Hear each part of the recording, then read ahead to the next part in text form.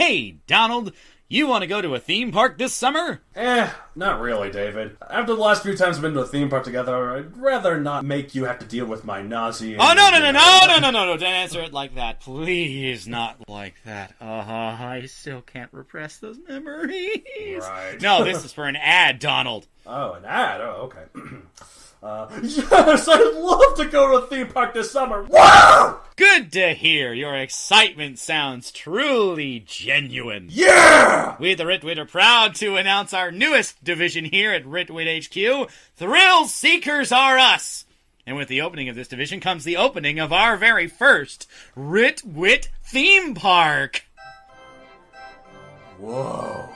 Look at all these wonderful rides and shops. Indeed, we have all the writing-themed rides one could ask for. First off is the plot twist, guaranteed to empty the stomachs of its riders just as a good plot twist empties the bowels of its readers. Whoa, my stomach! My bowels! Aha, so much fun, isn't it? So much fun! There's also the rising and falling action. Whoa!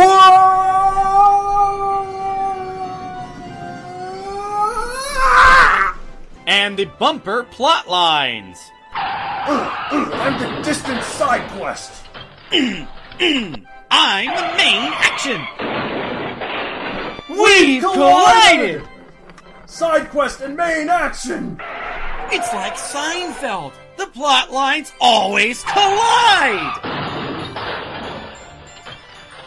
After you're done writing your heart out on all our dizzying and death-defying dilly-dundrums, or engorged at our excellent eateries, our writers/guests are encouraged to visit the Writ Workshop of Wonders, managed by Kristalina the Calamitous. I gaze upon the adventure that is the beyond time. For you, Mr. Donald, I see 4 novels resting comfortably in the bargain bin at local pharmacies. Ah, man. Well, I suppose I shouldn't be surprised. And for you, Mr. David, I first see your expository advertisement about the whereabouts of my workplace. You're correct, Miss Kristalina. Here at the Writ Workshop of Wonders, visitors can have Miss Calamitous tell them their future, serve them refreshments, and have them take literal shots at their unreasonably negative critics. The epic scale of your book was perfect for leveling out my tables.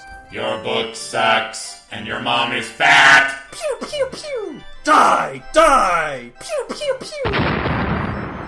Well done, Donald. Your mother is far too enchanting for such repugnant rubbish. And if you're feeling particularly brave, watch the great Kristalina use the arcane magic within her psyche to guess your secret, favorite type of writing.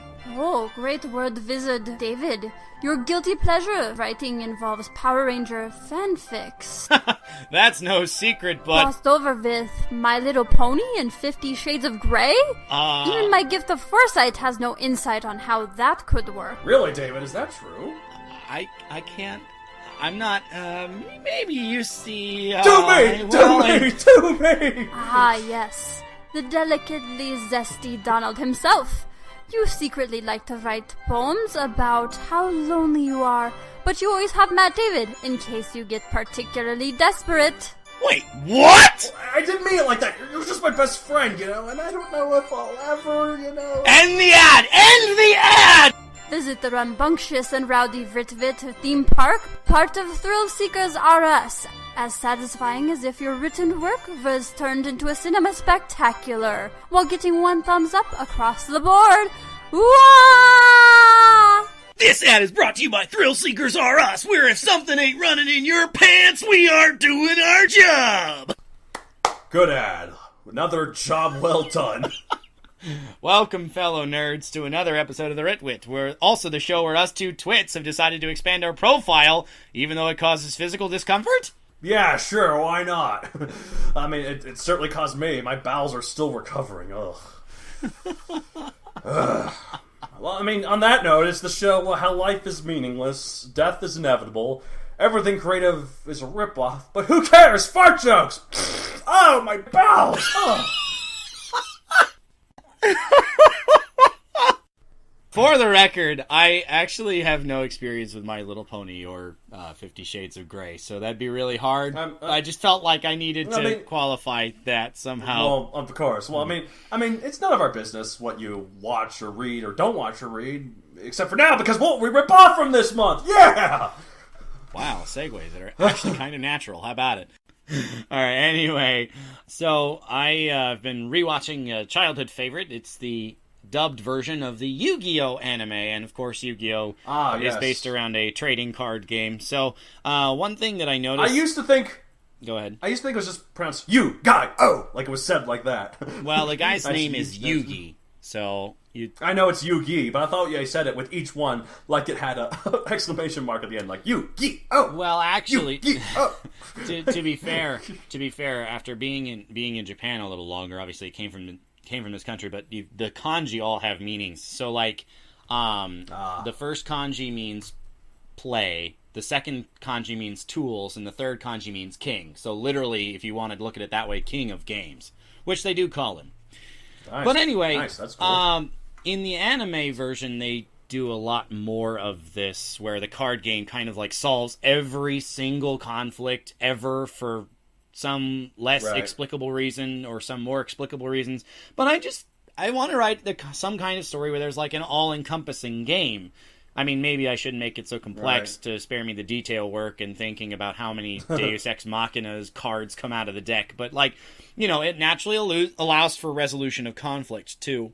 Yeah, that'd be cool. Like, I don't know, like, did the game came first, right? And then the anime had to be written around it? No, actually, it started as a manga. Oh, okay, and the manga was about this game. And the manga introduced this game, Duel Monsters, which is done with cards. Actually, by the way, the original manga doesn't isolate just the card game portion. Oh, okay. So basically, there are actually other games, and so this is where the character was named from. He basically masters pretty much every game quickly. Like in the anime, you see a little bit of this as they go outside of the Duel Monsters main game to showcase a couple others, and Yugi manages to win duels or contests in these games basically on the first try. And you might say it's beginner's luck, but he's also a very quick study, so that has a lot to do with it too. I think I remember watching, I think it was this show, it was either this or Digimon. No, it was definitely this one. Okay, so another one I like from my childhood. At your house one point when I spent the night, you had this on the TV because it was like this part of Jetix or something like that. Whatever, went back when that was a thing. Well, Jetix, that might have been Digimon, but anyway, go ahead. But like, it was something that was like, there was this big ultimate card at the end that like defeated the bad guy like a Deus Ex Machina, and then I remember one of the other characters was like, I'd give anything for that card. This one was like, sorry, it's only used for plot important reasons. I mean, he didn't say it like that, but but basically I thought that's kind of conspicuous. Clearly this is meant as like yeah. I was like, no, I get you, and yes, there are like I looked it up, and there was somewhere in the neighborhood of like 500, 600 cards that are anime exclusive. Oh, okay. So literally, they do not show up in the game. They only show up in the anime. And if you look at all how in the world did they pull this out of their you-know-what duels, it makes sense. Right. But anyways, what I was going to say, though, earlier was, so it seems like that the manga came first, and the card game was based off of the manga, and then the anime was based off of the card game. Therefore, the anime was the one that kind of introduced the card game as part of the lore of the manga's world. Is that right? I'm not 100% sure on the complete order, but what I can say is that there was originally a short anime that was not just about the card game. Right. The one we got in the States was actually an adaptation of the second anime, which did focus on the card game. It kind of eliminated the other parts that were in the manga. Yeah. Now, I don't know where the cards actually came into being somewhere along the line, but I would suspect that when the manga was a hit, that they published the cards, the first batch of cards. Right, that's what I was thinking. And then as the manga continued, as the anime was created, they continued making new cards for the benefit of the fans who read the manga or watched the show. Well, like, what I was going to say, though, like, in terms of you think it'd be cool to rip off, in terms of this specific, like, writing something that involved, like, some sort of universal game or something. Yeah. Clearly, they worked backwards with this, like in that they came up with the game first, and then the story around it. Even though the story around it was originally a thing first with the manga, I think it'd be cool if you wrote the game as a completely natural thing into the story, and then later on make it into an actual game or something like that. Like work so with you're the story. saying work it forward as opposed to the way they did. Yeah, I think that'd be interesting. Like that, I think that'd be a cool way. I think it would be. Yeah, I think it would be. Another thing that I'm doing more on the reading side, I actually read through Donald's first published edition of Megazoic. And whoa! First for the Writ win! What you're going to rip off from this month is something published from one of the hosts of this show. I feel so official. I feel like a real writer. And you make me feel like crap because there's no way you would do the same for my works because they're not published. Thanks. Anyway. Hey, that's just to say I wouldn't. It's just I can't. So, as it relates to inspiration. Yes. And this is common listeners may know that I really like fan fiction, and as Kristalina the Calamitous mentioned, I really like writing about Power Rangers. Well, yes. But envision how you would do a scene in that story, whatever story it is. It might be Megazoic, it might be an unpublished work, it might be some other author. If you wrote it, even without changing much else, like keep the characters, keep the plot events, right. But how would you write this scene?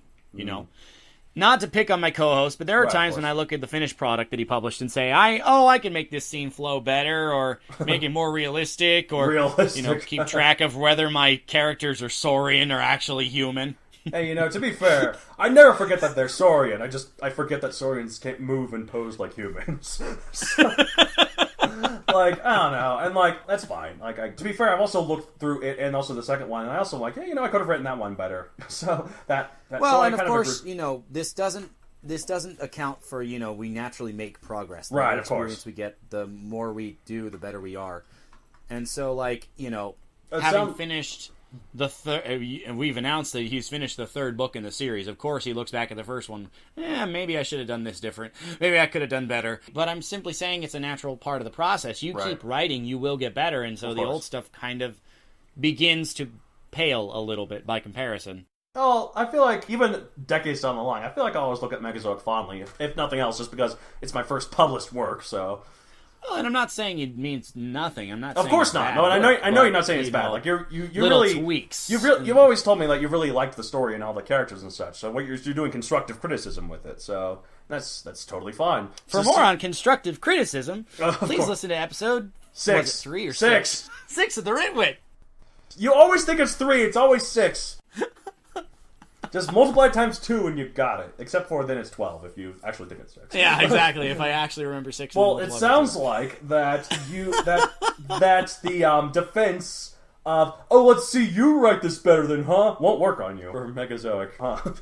I don't mean to say that. I couldn't write the full story the way you did. Well, thank you. But there are scenes in which I just think that there are ways around it. Now, of course, obviously taking into account my own limitations as a writer.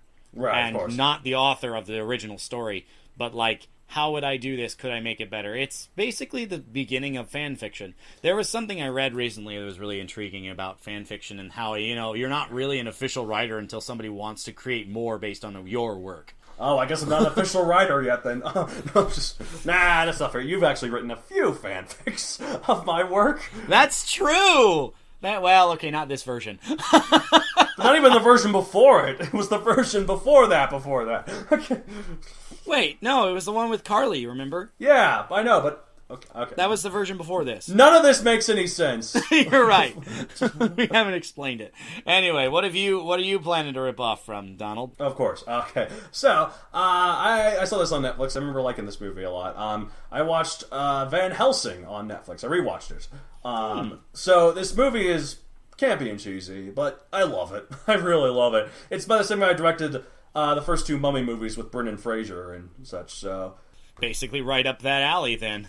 Well, yeah, exactly. I guess it makes sense, then, that the new Mummy movie with Tom Cruise was building up to a Van Helsing-like thing, because he did this himself. Maybe if this had gone on, they would have combined, too. So this movie's campy and cheesy, and I love it. I think the campiness is intentional, to make it look like an homage to the old-timey horror flicks. I mean, at least some of the campiness. Some of it's genuine. Well, I was about to say, if there's a scene where they go black and white on purpose, then they're, doing homage. They do. There's a prologue of the movie that is black and white. The prologue of the movie is black and white, so yes, they do that. So...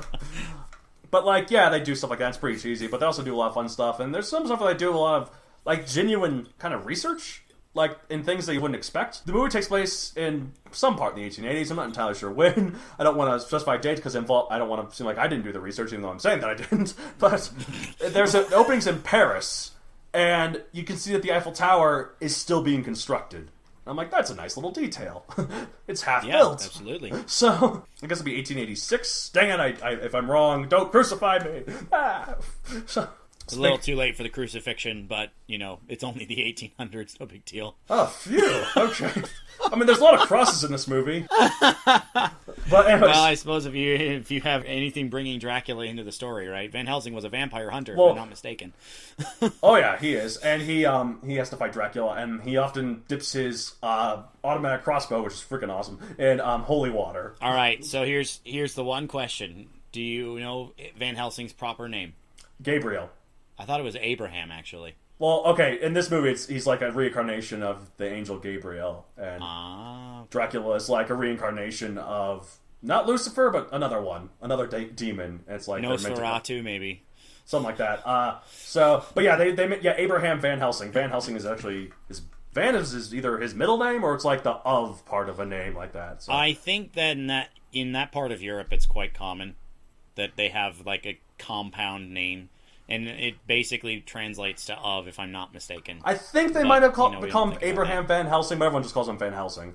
So, I think they mentioned it once or twice that it's his actual name. But anyways, there's a lot of cool ways that cross over the Gothic works. Like, the opening in Paris has him fighting Mr. Hyde, who is basically like Victorian Hulk here in this version. So, like, they made him... Because, like, the Dr. Jekyll and Mr. Hyde, it's basically like Dr. Banner and the Hulk. So, and complete with Mr. Hyde being a lot bigger, which is not true to the books, but No, not at all. Well, and to be fair, like, Jekyll and Hyde was a humongous influence on The Incredible Hulk when it first came out, too. So. I didn't know that. That makes sense. There we go. But, like, also, Mr. Hyde was actually smaller than Dr. Jekyll, which the only adaptation to get that correct is Page Master, ironically enough, the cartoon. Well, it's a cartoon. It's easier to do. So there's also, like, Frankenstein's monster who has the gift of life inside of him that the Dracula wants to use to keep his children alive. It's like thousands of these bat creatures that are, like, in Zerg-like cocoons. Wow, we love referencing StarCraft, which I suppose makes sense, but still. I mean, it's just, you look at these things like, what else would you call them? I don't know. They could be bees, but they're kind of too gooey. I guess bees like honey, but it's not that kind of gooey, okay? Oh my goodness. Okay, but like, there's also a lot of werewolves in it, and the climax involves Van Helsing having been bit by a werewolf that was once the love interest's brother, and he uses his werewolf powers to beat up Dracula while he's in bat form. Becomes giant wolfman versus a giant bat. So, it's amazing. Oh my gosh.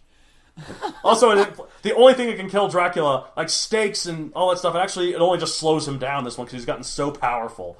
Turns out the only thing that can really kill him is a werewolf, but they kind of do it kind of a fun way, that, based on this formula that he has in him, there's a formula that makes him not no longer a werewolf, but if you are a werewolf for your first full moon, when the clock strikes 12, sort of like Cinderella, I guess, but after 12 strikes, you're permanently a werewolf. So, basically, it adds this huge timer to their final fight, where he has to become a werewolf as the clock strikes 12, and then beat Dracula before the 12th one hits, and then have enough time for them to jam that formula in him afterwards. It's great. Wow. So... high stakes, I suppose. Haha, stakes, vampire. Ba-doom. Indeed. But anyway, so what I want to rip off with, though, specifically, is like how you can cross over... I think it's cool how they crossed over various ideas and concepts in ways that don't seem forced. I mean, I know these were all kind of in their own little Universal universe at one point back in the 50s. Well, like Universal Studios universe, but yes. Yes, not counting the dark universe that failed miserably. Once had one movie, and then boom, there it goes. Out of the gate. Yep, indeed. But anyways, like, so in Mary Shelley's original Frankenstein novel, she never went into detail about how the monster was brought to life. Like, the lightning part was an invention of the movies. Sure. That, of course, young Frankenstein built off on. So, yep. But, so, in the book, it's just this mysterious gift of life, like a particle or some sort that he doesn't explain, which I think is kind of a fun way to be like, yeah, I don't know how the science behind it is, so I'm just not going to say it. It has no way you have to do all the research. It was, at the time, groundbreaking, and so who was actually going to call her on it? And she did a lot of research for the stuff that was proven to be true. as for the parts that would be impossible, like bringing dead tissue back to life, she was like, I just did it. I don't know how. Like, that's what Dr. Frankenstein did. So it makes sense that Dracula would want this to keep his children alive. So he captures Frankenstein, like, gets the gift of life from him by, like, zapping that and then putting it into his children. So well, he captures the monster. That is one thing that's always bugged me about the story. Oh, for God's sake! The real monster is the one who always says, "Oh, actually, it's Frankenstein's monster." That's the real monster. Well, I mean, let's be honest. The doctor's name was Frankenstein. I know. And he created a monster. I'm an English major. I only had to read Frankenstein like for 3 separate classes. Did you really? Yes. I've never actually read Mary Shelley's original novel. Then shut the hell up! No, it's fine. Okay. Are you sure you're not going to blow a blood vessel over there, Mr. Talking about giant bat Dracula? My name's not Matthew Dahl anymore. It's Mr. I can't come up with a pun. Let's move on! Hulk angry. There we go. I'm just going Oh, sure, that reference. Hulk Got angry. It. Anyway. What's we at the Writ have Writ? You go. All right, sure. So I actually did hand off. I mentioned this add-on story I'm doing with one of my previous roommates. Finally finished my portion and handed it off back to him.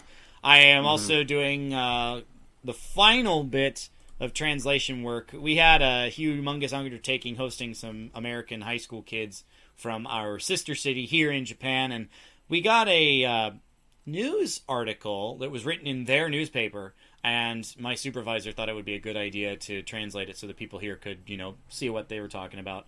The article itself is actually not great.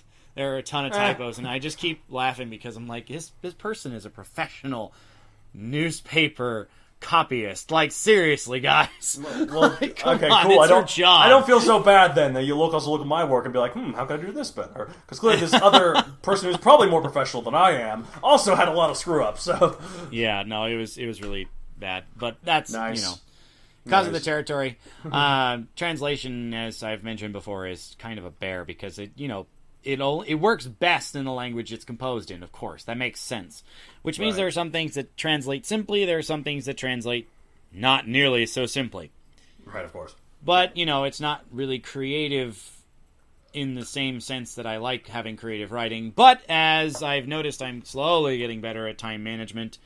Keep in mind, people, that progress is never truly linear. And I'm expecting to add writing onto the plate as long as I can balance out my schedule appropriately. If that's not a half-baked way of committing to writing, I don't know what is. You know what? I'll take it.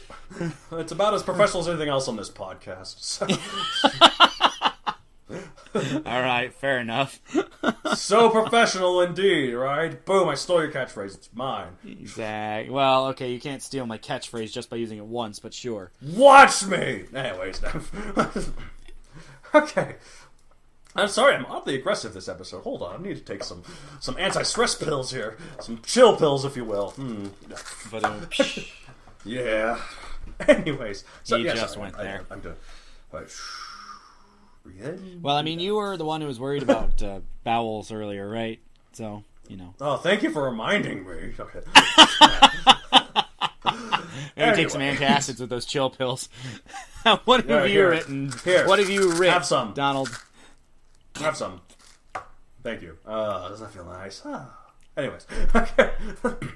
I've written. I'm working more. As you said, we finished the third one. It's still being edited, but that's almost going to be done shortly. That's going to be done shortly here. My illustrator just sent me the first picture. She's got 24 more to go. Good luck. This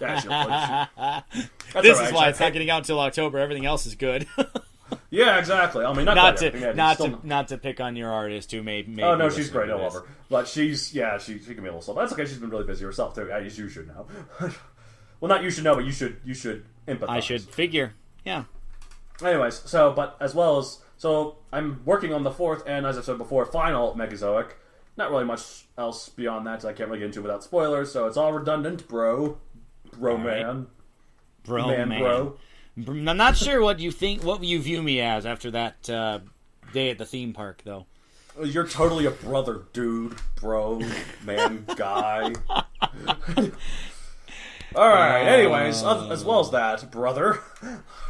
Yes. Was it like they say in Zoolander? I mean, brother. I don't mean it, brother, like literal brother, but like the way black people use it. Wow, how's that for an obscure reference? All right. Oh, Zoolander's popular. You just it's still a very. I've seen Zoolander once. It's just Merman, Dad. Merman. I think I have to. All right. Anyways, I'm watching. I'm working on. I want to work. I haven't worked on this yet, but I'm trying to do this to guilt trip myself later after listening to this. Like, oh yeah. So back in the day, I don't think I ever mentioned this on the show, but I used to make games. I mean, not really advanced ones. It was more just for fun. It wasn't really like a job or anything. It was just a fun little hobby that I like to do with this programming software. And I kind of want to get back into that. You had a really good one that I actually really enjoyed your game based on the little robot hoverhead. That was a fun game.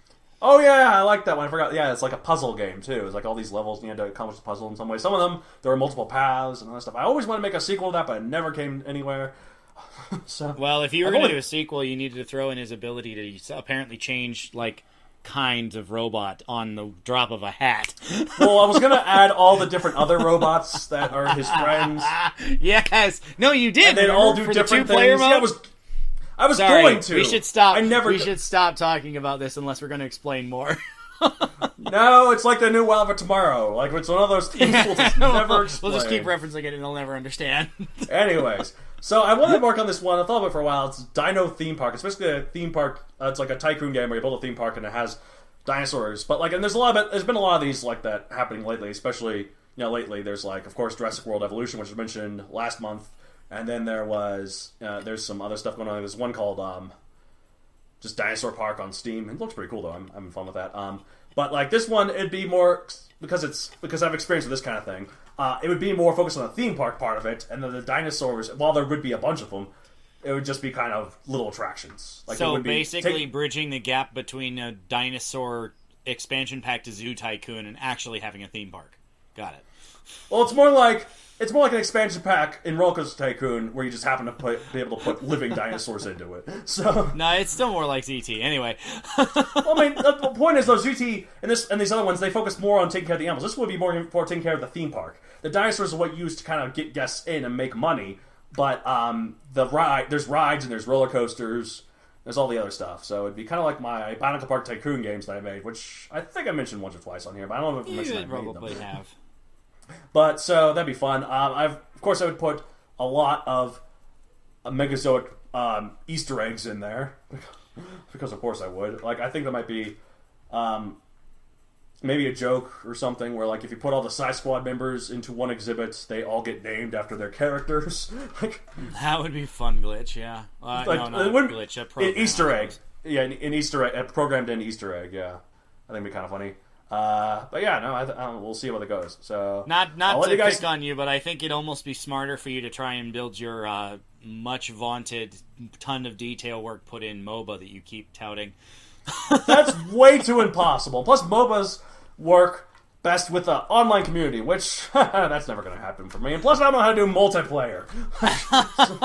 I just like playing that because I think it's fun. Which means I ask again: what is the purpose of spending all this time thinking of how balancing issues fun. Work? I don't think of how balanced it is. Are you kidding me? Like, I don't say how much damage the abilities do or what the cooldowns are because that's way too complicated. I just like to say what the abilities are. Anyways. I don't know if it's too complicated. It's just something that you don't have much reason to do, so that makes sense. Anyway, anyways, guilt tripping you into making games again another time.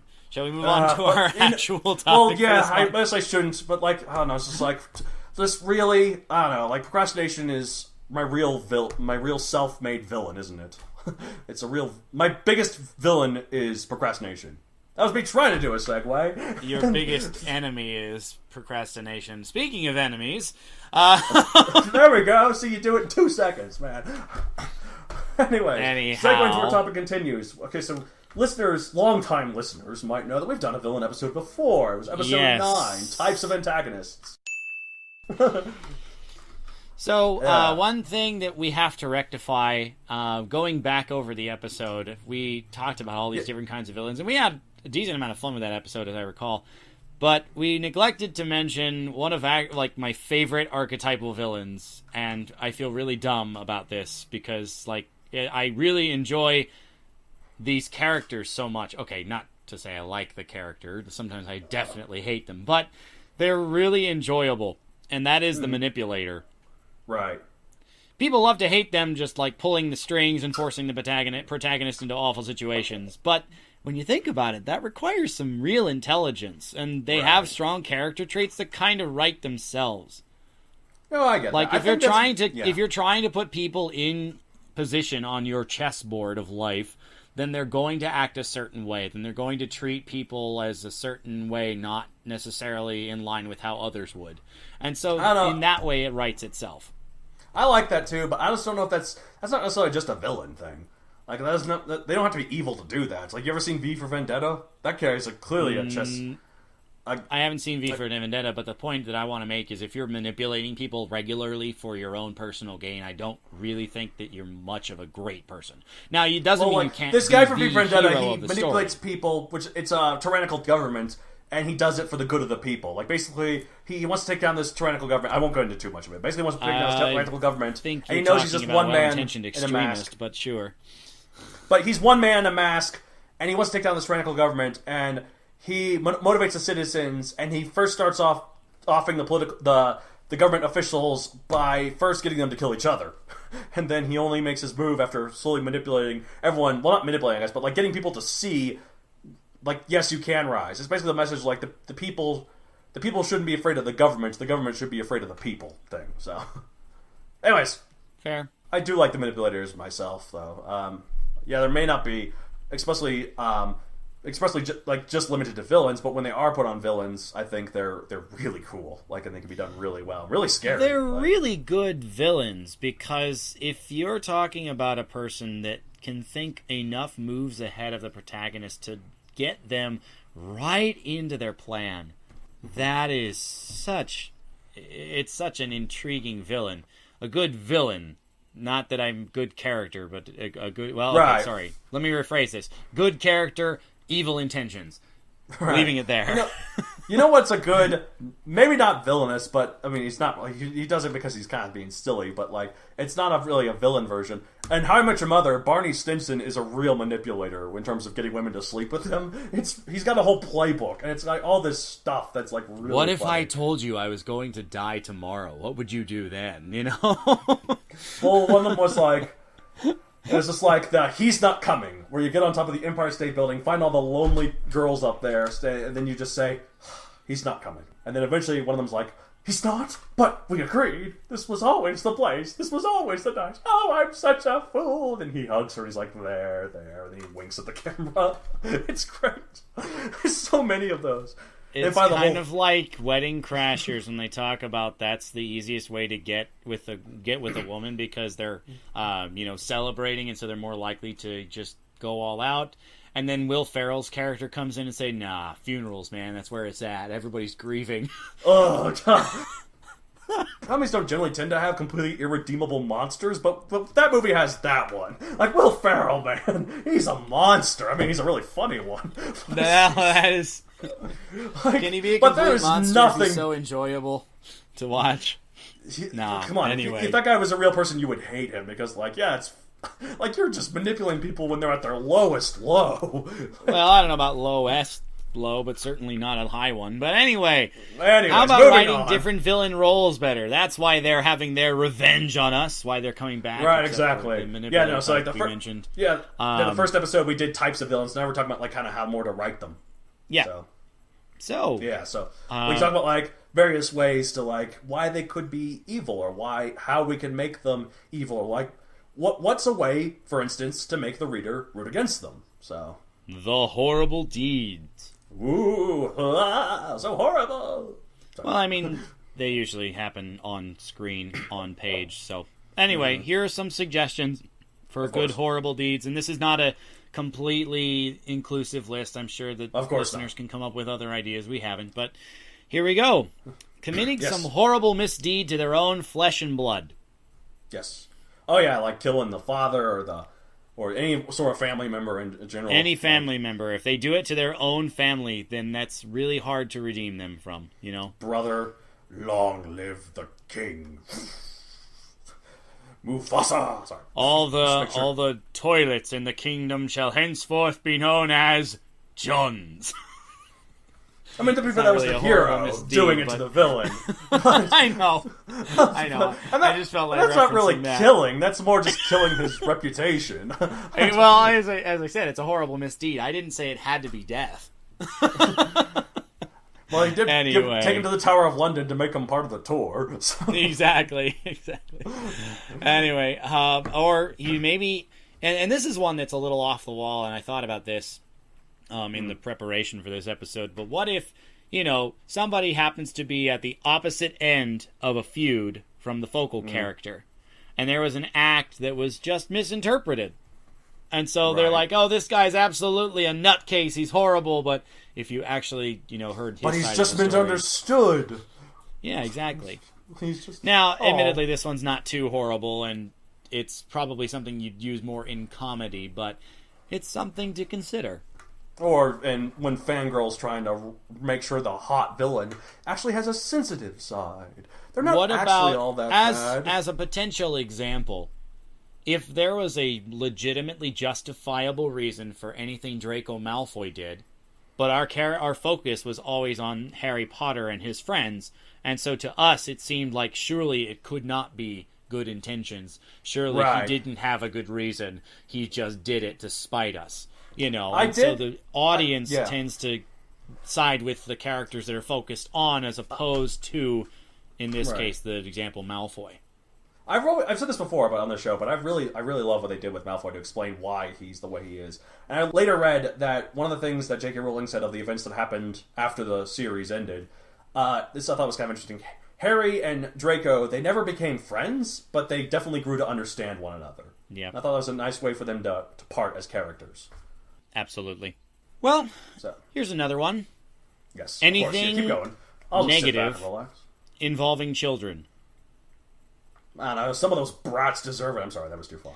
I'm not saying that there aren't characters who have done bad things that don't deserve some punishment, but, like, when I say anything negative, I'm suggesting, like, you know, kidnapping children is not really a redeemable action.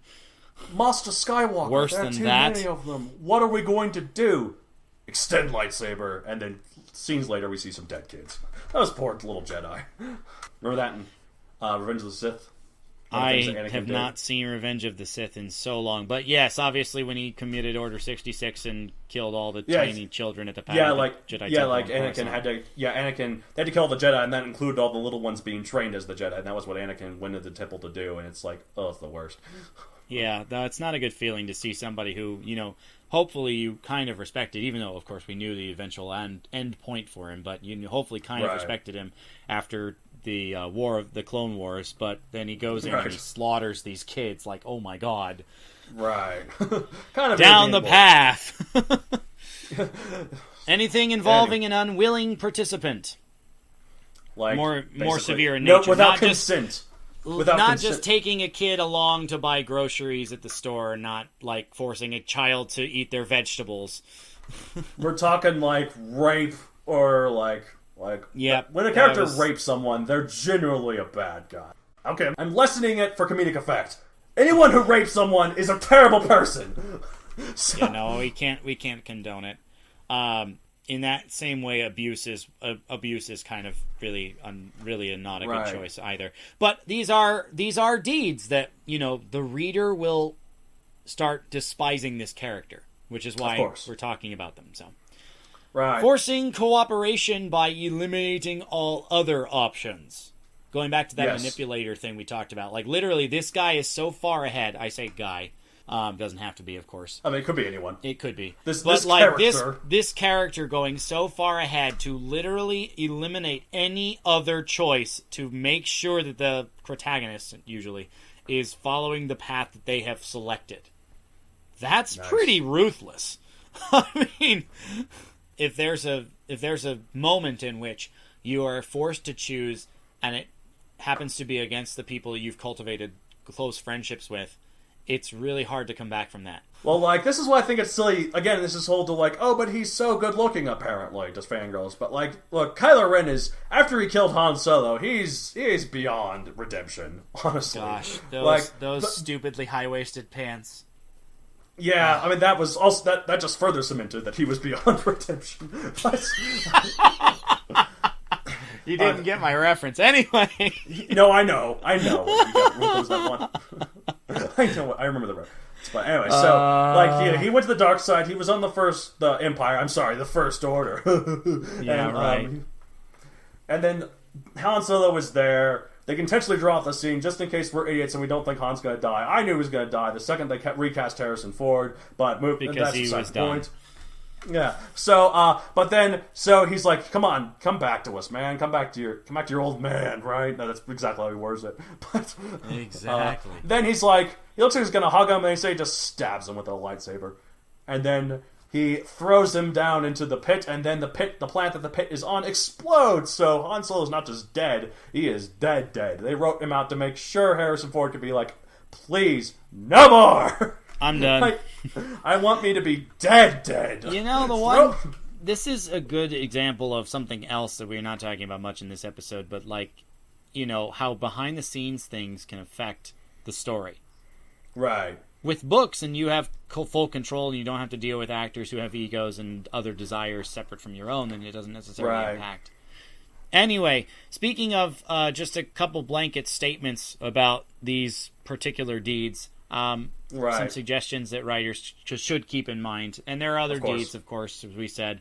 If there's no worth to mentioning the act in story, nothing says it needs to be in there. Right. Like, if you need to say, like, by the way, this guy's really evil, and he kills babies. I'm like, well, we knew he was evil before. I mean, killing the babies just really cements it, but did you really need to say that? Well, I'm thinking, like, if there's something in the past that, you know, has turned him into this character, but it doesn't actually happen in the main plot, it's good supplementary material for you, the creator. But not so much for the audience, although those fanatics who love doorstop encyclopedic texts, you know, maybe they'll enjoy it. Back in the day, Kylo Ren bought a bunch of high-waisted pants on sale at the local version of Kmart that they have in Star Wars. Great, because it's out of business too, right? Right, exactly. I mean, it's a long time ago in a galaxy far, far away. Must have been before it went out of business. Yeah, exactly. One other thing that I pretend I like a lot is when you have some event in the story that showcases this character without really expositing anything, without explaining such. That's some good synergy. I definitely so do if this there's a reason myself. to put it in your story, this horrible deed, and it reinforces what you're telling the audience about the character, that's a really good idea. I think so. I've definitely done that a lot myself in my own writing. So, who have you done it with? Just to ask the question. I did that a bit with Dranax, and spoilers for first book of Megazoic, bought on Amazon.com. You know, he more like talks about a few things. Like his character is a teenager, so True. he kind of more talks about things, but doesn't actually have the gall to do it. But once spoiler alert, once the Cortex takes him over after he's seemingly killed, that's when he starts doing all the real atrocities. Like, okay, there's no more inhibition anymore. I'm going to kill my father, become the king, and go into Laurasia with all guns blazing. If you haven't read Megazoic yet, sorry. And speaking of, you know, horrible misdeed to their own flesh and blood, you know? Yeah, exactly. I mean, except for at this point... I mean, he had to die first, so I suppose not quite the same. Yeah, exactly. But, you know, he did it more to... The killing his father was also like... I mean, to be fair, to the father's point of view, he didn't know that wasn't him. I mean, he knew that Dranax died, but he was like, how are you still alive? What's happened to you? And then before anything too much further could happen, boom, dead. So I guess it's still kind of evil in a way, just because... I mean, at least from his perspective, like, the guy's horrified. Like, Yep. How did he survive this, and why is he coming at me with his blades drawn, kind of a thing. Yep. Yeah, but, like, he intentionally goes for a... Like, fun fact, though, he has his blades drawn, but he intentionally shoots him with a gun, because later on he says, oh, but, yeah, it was Laurasians that killed him. To motivate his to the Terranians into like, yeah, we're going to war against the Laurasians. Because if he'd used his blades, that would be kind of obvious. Be obvious that it wasn't. Of course, the Terranians kind of really don't care either way. I kind of make it that like they really want to go to the war with Laurasia too. It's Terrano is kind of keeping them all back, and so they really don't need much of a push. So another thing that I like, another criterion we are considering is ways to make the reader sympathize or understand the villains. Maybe not agree with their motives, maybe not agree with their actions, but the tragic motivations for insanity. This isn't probably a spoiler, because I'm not going to go into details, but in Avengers Infinity War, they go into a lot of why the villain Thanos thinks the way he does. I didn't agree with it, of what he was saying, of course, but you could understand why he went down the path. Yes, exactly. I can see why he went down the path, and also I can see that he understood it. So yes, these tragic motivations for insanity, as I called them. Some suggestions. Have you ever heard the old axiom, the road to hell is paved with good intentions? Right, exactly. No. I've heard that all the time. It's my life. No. Well, I mean, you're forced by a world to reconsider your previous opinions. Sometimes you have, it does tend to happen as you get older, you become more cynical. The world is no longer your oyster, and you just see things that disappoint you, and so you're forced to reevaluate what you believe about the world around you and what's possible. And to an extreme version, it just perhaps happens more with villain characters.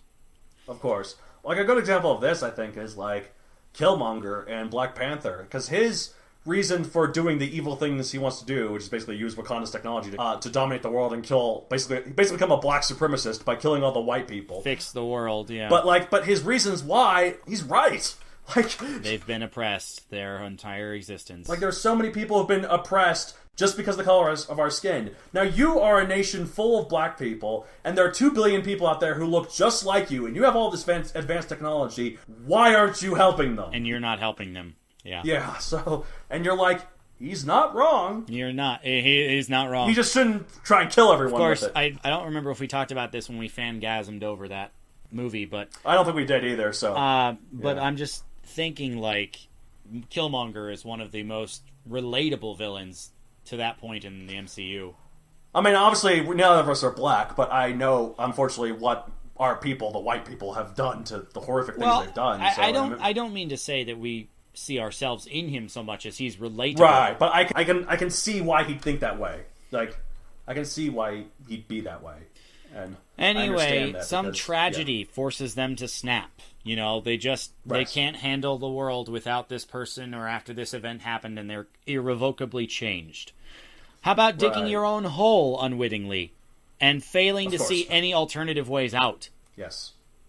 Yeah, of course. There's severe loss on a repeated scale that changes the character's emotional or psychological stability. It's one thing to lose your father. If you happened to lose your mother merely a month later, you're in a rough place. If you lose your brother the day after your mom died, you'd be in a really bad place, And so, my dog Pongo, my goldfish Goldie, my cat! It's good to be home, isn't it, Master Robin? We must need a Mel Brooks sponsored episode because we keep referencing him today. Anyways, he's not died yet, thankfully. So we're not doing this just out of tribute. Not yet. He's so old, though. He is. Man, but already 80-something, 85 plus, I think, 90 plus. He's 94. He's about as old as Stan Lee. Oh, the world will be a tragic place when we lose them. The olive branch offered at the wrong. For this wrong path at just the right time. Right, of course. So it's again the manipulators in a way. Well, but it's more like a villain manipulating another villain. It's kind of being taking advantage of somebody, but I don't know if that's as much manipulation. Well, unless you were the one who caused them to be in this situation. Like the example that I thought of when I came up with this more blanket description for it was like some cripple who just recently lost his legs, and here, we'll give you a way to walk again. You just need to do some favors for us. Well, I was thinking, again, back to Star Wars Revenge of the Sith, is Palpatine's like, oh, you're afraid of losing your wife. Oh, the Jedi won't help you. Oh, the dark side. There's this guy named Plagueis, Charles Plagueis, who can control life and manipulate those and save others from dying. You know how you can do that? Come to the dark side. So, but he always wanted him as an apprentice because he knew how powerful he was. True. And how powerful he could be under his rule. So he's like, oh, your wife is pregnant, you're afraid he's going to lose him? I'm pouncing on this! Yeah. So, Some that's what Palpatine did. other advice about, writing these particular pieces. This is perfect fodder for the villainous monologue, explaining why she or he acts this way.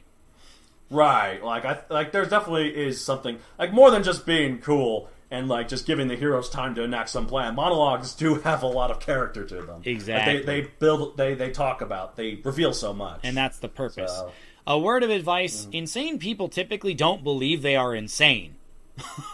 Right. So these choices need to be presented as logical, consequential, and consecutive as much as you can. Right. On the last one. A leads to B, so this character chooses to do C. Of course. For example. Like, I'm not going to spoil this because I'm not going to go into details, but, and this is more like a sneak peek of Megazoic the Hunted Ones. I haven't revealed the name of it, so don't worry. Yeah, I know. It's fine. So, soon to be available on Amazon.com. Or should that be the foghorn? Oh, that's right! That's right! Pull in the foghorn! Thank you. I'm glad we're bringing that back. Look, I'm basically going to reveal how Zul'Garen ended up the way he did. The villain Zul'Garen. Like, it's not so much all of it, because there's more of it going to be in later on, but you can sort of see piece by piece his gradual descent into insanity and how it all happened. Well, I was going to save this for after my one other statement, but I have one example I'd like to bring up here if you'll let me. Of course. Take a good look at Elphaba, the Gregory Maguire's novel exploring the land of Oz and the Wicked Witch's past. And the Wicked Witch. Or the Wicked musical is far more concise, and to be fair, it's what I'm actually, basing this on. So the book is far darker, but yeah. I don't think but all of the consistent disappointments of her life, the choices she makes, that leads her to accepting the public's assertion that she must be wicked. Throughout the whole affair, she's reluctant, she wants greatness like any other person. She's not different from them in that respect. Yeah. Trying to earn it. She just happened to be born green, so people kind of looked at her like, oh, you're a wicked abomination. Well, her skin is a different color, and of course, she tends to hurt people that she's close to, her favorite professor, her boyfriend, her sister, Take a look at the story if you haven't heard the music, at least, to understand what I'm talking about better. But what all other options have been removed for her, she just gives into this pressure of what others say, that would be enough to make... Defying Gravity song. Well, that actually is not the moment I'm referring to. I don't know the point for the song, so I don't know where that is. I know it's first act ender. I haven't seen the musical, but I've heard all the songs. Defying Gravity happens after Elphaba and Galinda find out that the wizard is a fake. And she's disappointed by this. And so she says, well, heck, he said everybody deserves a chance to fly, so I'm going to fly. I'm not going to let anybody tell me what I can and can't do anymore, which is the whole point. It's her liberation. But she has not gotten to the point of, it's her let giving it go. In to the Wicked Witch of the West. Of course it is, because they're both Idina Menzel. Yeah, thanks. Good reference. Anyway, the song that she sings later when she decides that she must be wicked because I can't succeed at anything. Everything I try fails. The song title is No Good Deed. And, that's right. And the lyric goes, no good deed goes unpunished.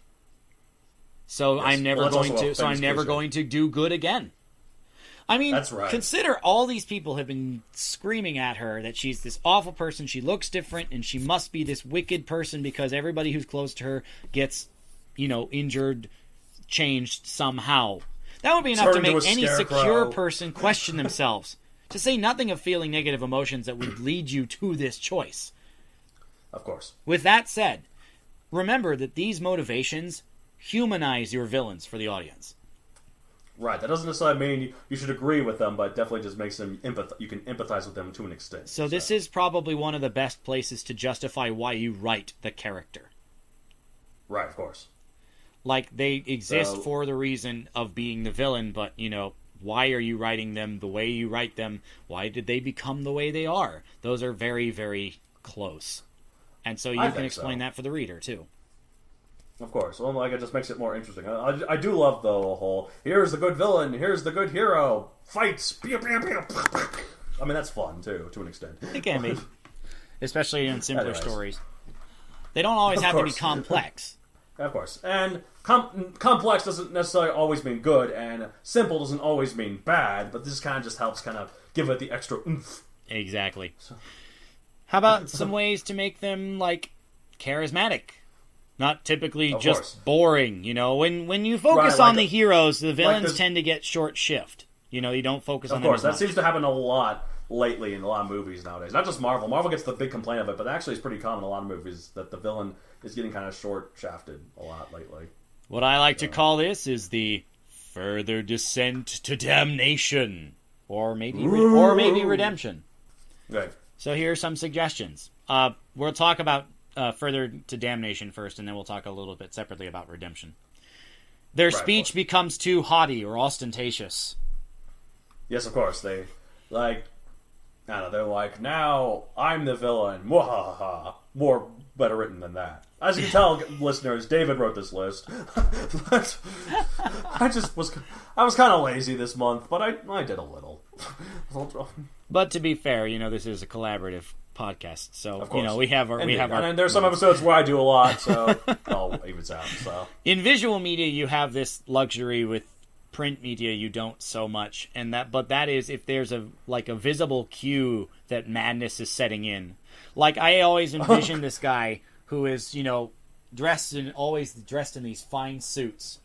And the longer you see him in the movie, the more you see his true motives. His hair just starts to stop being coiffed perfectly. His shirt comes untucked. His suit looks rumpled a little bit. Like, he still has this veneer of respectability, but he's obviously more than he seemed.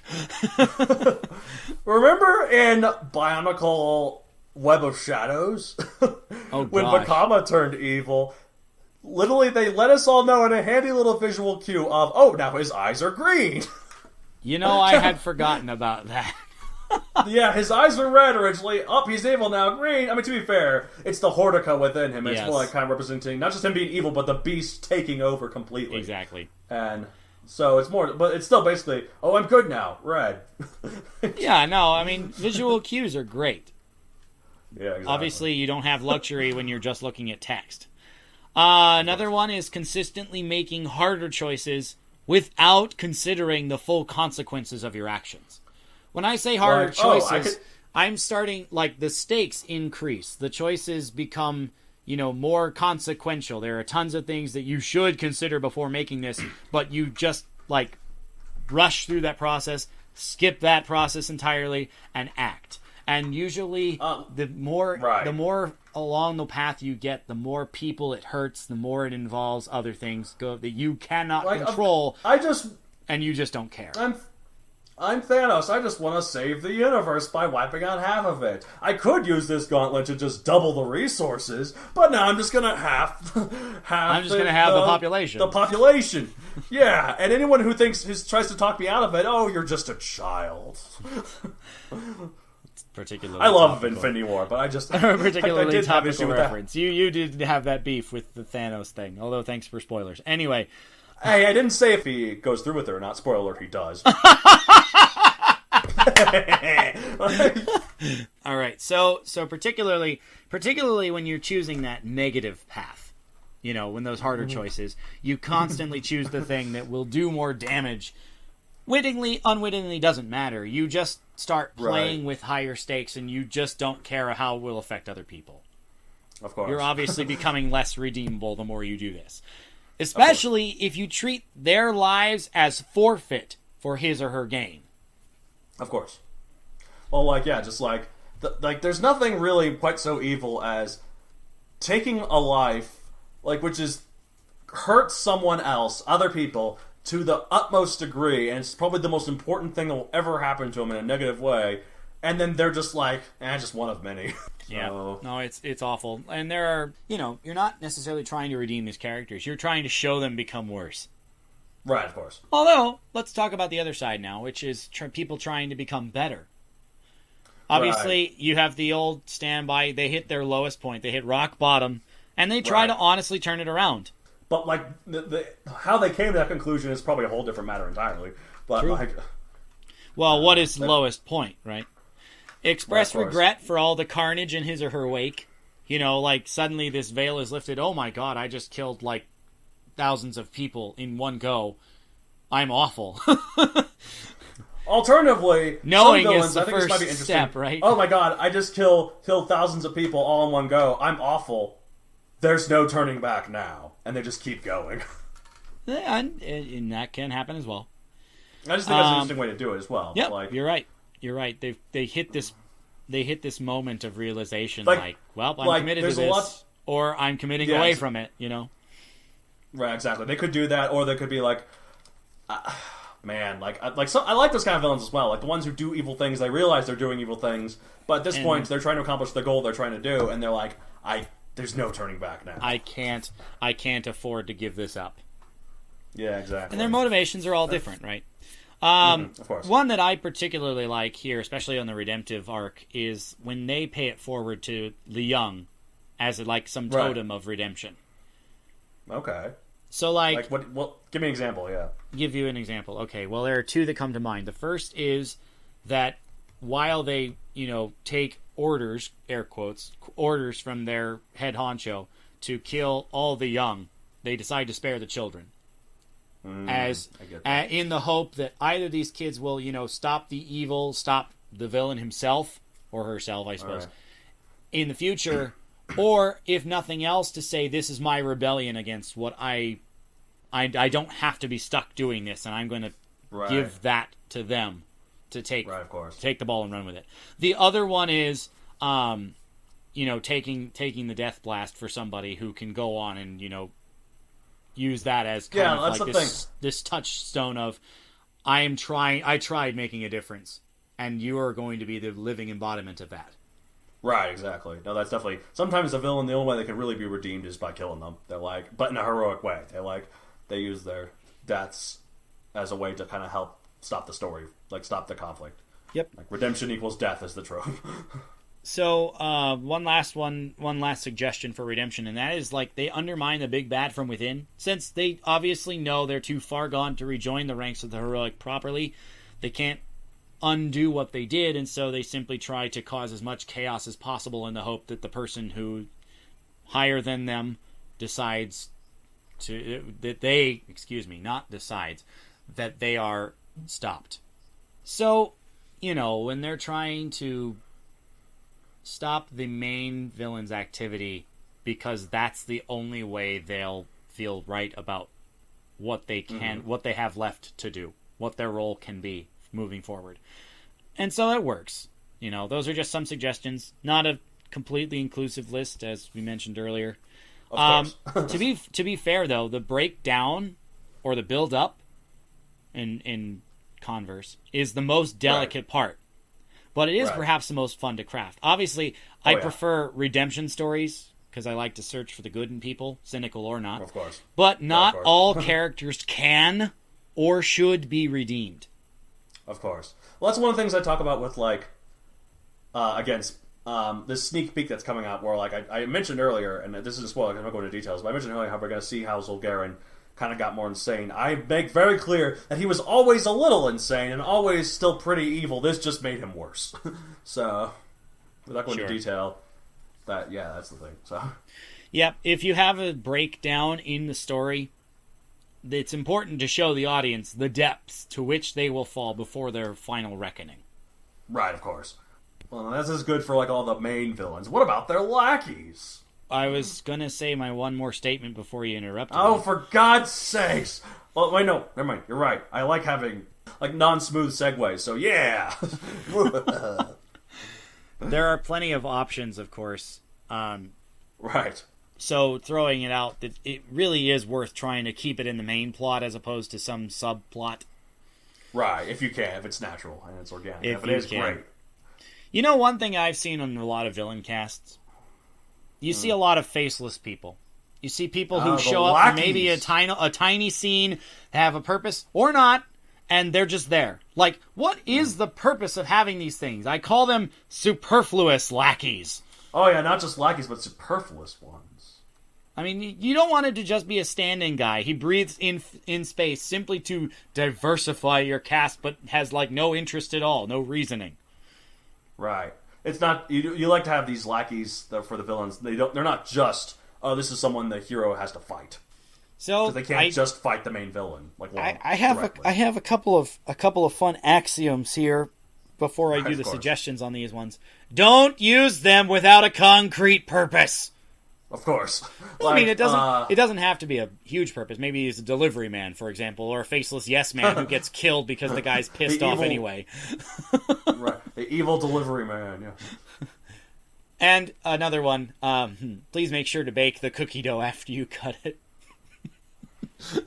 Dang it, you're making me hungry. I just had a root canal though too, so that means that I can actually have some of these sweeter foods that I couldn't have before, but it stung earlier. So yeah, I'll have to get some cookies. As long as it's repaired, I suppose. But anyway, no. Sorry, I should probably explain this just in case listeners you've heard the phrase cookie cutter character before. Oh, that's what you're talking about. Okay. I was like, what? I mean, you're just making me want cookies. But, there's a point. It's not... There's a point to these words. They're not just superfluous, if you will. They're not just superfluous. You're absolutely right. Anyways. I seem to remember let's get something... this done so we can go get some cookies. I seem to remember something about a mammoth graveyard joke. Anyway... Cookies! I really want cookies! Do you have cookie? I must have cookie! Okay. I really want a cookie. I mean, they can be superfluous, but not actually be superfluous if you give them some kind of action to do. You're talking about the people that the villain takes their anger out on, right? It could be that. Or it could be somebody who's been in the faction, but you never hear their name, and they don't ever play into anything but one scene, but they bring in something that's used later in the scene. Or they transition to the next point of a scene. For example, I was reading Megazoic, and I saw this one chapter's illustration of the guy who literally his only purpose is to bring something into the scientist Olajex. Oh, the Cretosaurus armory worker, who canonically his name is Farjox, and he's a character in the Megazoic MOBA that we were talking about earlier, because I loved my illustrator's illustration of him. And whatever your reason, but Farjox, named or unnamed, never really came back. No spoiler alerts there. Anyway, but that strikes me as superfluous. Like, obviously, okay, put it this way. He's not superfluous entirely because he does bring something that furthers the book. But, like, if you just have somebody who's standing there in the office, oh, wow, nice package, doesn't say anything else, gone. Rest of the story. Right, what is the point? This guy was an armory worker who gave another character Olajex. Well, like, this person, like, gives him supplies for his lab and kind of comments a little about the events in the plot that happened as far as a whole. So he serves a little bit more of a purpose. Right. He's basically just a red shirt, though. But he's basically, I mean, not literally faceless, but faceless, nameless character in the book. Right. You give him a name. I mean, he's nameless. Yes. You gave him a name later, but like that's a cookie cutter character. Of course. You put in a stencil. You put in the stencil in the raw dough, you cut it out, and then it's like, here, throw this in the story. But if you're going to do that, bake it first. Of course. Is the whole purpose I made that reference. Anyway, having unnamed but recurring characters serves to show you how big this villain faction may be, but if they aren't in for some other concrete reason, it's kind of silly. Of course. Absolutely. So there you have it. We did it! A little so more good. help. I think we had equally good points about this. We did such a good job. Such a real, true collaboration on this. Such a letting our job. Listeners know of just how thoroughly both of us put our all into these episodes. In fact, they are probably so impressed that they want to get our autographs. So how can they get a hold of us to do so? Boom! I was wondering where you were going with that. I was going to say though, even if we contributed equally to this episode that you'll have far more to do with it later because you do all of the editing, so I can't take I that do away. do all the editing. I said do. Anyways, yeah, if you want to get a hold of us, please download the Writ on iTunes. On iTunes, yes, of course. Review, And a all that review. fun stuff. You can also get the Writ on other places like, the website that Matthew Donald maintains. Yes, there's links to it there. MatthewDonaldCreator.com. And if you want to get an email to us, you can use that email that's there, which is mattd@MatthewDonaldCreator.com. Please use your own email. Please don't walk on us. We have 2 teeth. I think they get it at this point. I do like that joke, though. We always do it. I always do it. It's like, yeah, but...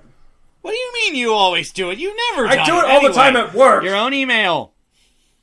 Oh, but that's at work, not on the Not podcast. on the podcast, you're right. But I do it all the time at work. Like, especially when someone's like, oh, is it 1T or 2? I'm like, I'm not a can't floor walk mat. You on can't me. walk all Move over on. me. It's 2 T's. But you are also so I can walk into you. For God's sake. People walk into me. People do walk on me. People walk... I am a floor mat in every sense of the word, honestly. Like, Oh my gosh. I'm sorry. That was a bad joke. Anyway, that's your own totally email. fine. Directly from your own email. Or you can go to the contact page on the website and you will be able to find that. Also, we've got, Donald's Yep. got some professional media stuff. Yeah, So, you can't Facebook. steal my thunder on these things. These are my professional Facebook account. If you want, I'm not you trying to. I gave you credit. We've got professional Facebook. I mean, to be fair, so I do kind of use this for the show as a whole. Like, I'm a professional Facebook account, which is at MatthewDonaldCreator.com. Well, no, just at MatthewDonaldCreator. I mention the podcast a lot, so That is that's true. a lot where we get And a lot I of our appre- I traffic now appreciate from lately. it. So, Also, or- you've got a couple other options too, right? right, yeah, we got my Twitter and my Instagram, which are both at MatthewDonald64. Although Instagram is just it's not the at symbol, it's just MatthewDonald64. Now, why 64? Yeah, See, the number. I'm curious. Okay, well, there always is a new reason, isn't there? Well, but here's the true reason. The real, official The reason. real because official one. We're not lying anymore. No more lies. Because this is really scary. The true villainous fashion, this number 64 threatened to destroy me and consume my soul. Should I not put it in the altar that is my social media usernames? See, unlike 13, 23, 666 or whatever, 64 is the true evil number. Like, it's really the one to look out for. And if I put any other number in the place of that as one of my usernames, 64 will curse me into eternal damnation. Woo! I can't have a number. Stakes! You like vampires. Van Helsing. It all comes I can't- back together. It's all a circle, like 64. It's really... 64-bit? I don't know. Oh, for God. We've made that joke every time. Also, keep in Not mind- every time. We've made it before, but I'm just saying, you said circle, so anyway. Of course I did. Well, also, I can't have a number not be my username. It's the internet. That'd be ridiculous. What about your characters? XX Soldier of Vanquishing XX. Oh, God. 64, please spare me! I have no idea what that sound just was. What was that sound I just did? Like... Alright, well, that's all for us. That's all from us for now, for this month at the Ritwit. Please visit our amusement park. Thrill Seekers Are Us, where if something ain't running in your pants, we ain't doing our jobs right. Oh, yeah. And thank you, Miss Crystalina the Calamitous, for your lovely assistance on the Of course. advertisement for that this time. But anyway, I'm gonna go shoot some robo-critics. until next month when we'll talk some more about writing and something about it. Hey, if you got suggestions, please feel free to email us those comments, Please do. concerns. Rotten Tomatoes, maybe. Hopefully not. Rotten Tomato. Okay. Tell your Absolutely. friends. Like, I'll take Try all the and Rotten keep it family Tomatoes, friendly. please. Even though we talked Anyway. about villains and evil curses from numbers today, this we try to be family friendly, so this should be okay for just about anyone to listen to, and we'd really welcome them listening. So It should be okay, but that doesn't necessarily mean they'll like it. But anyway, until next time, listeners. until next time, I'm Matt Donald. And I'm Matt David, and that was the Ritwit. We'll see you next month. Bye. Keep writing. The Ritwit.